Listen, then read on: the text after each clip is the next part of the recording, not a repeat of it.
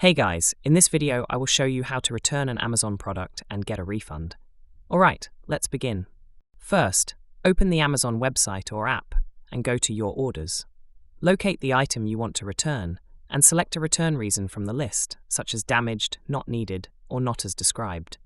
Indicate whether the item is in its original packaging, then click Continue. Next, choose your return method.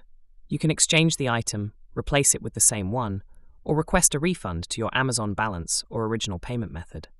Selecting the original payment method is usually the fastest option.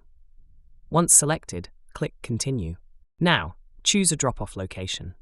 Amazon provides several options, including Whole Foods, Amazon drop-off locations, UPS stores, or Kohl's. Depending on your location, you may also see local drop-off points or shipping options. Some return methods, like shipping, may have a fee, but most are free. Amazon will indicate if your return requires a box or label. Many items fulfilled by Amazon do not need packaging. Just bring the item to the drop-off location. If returning an item from a third-party seller, you may need to package it yourself. Once confirmed, Amazon provides a QR code available in your return details and email.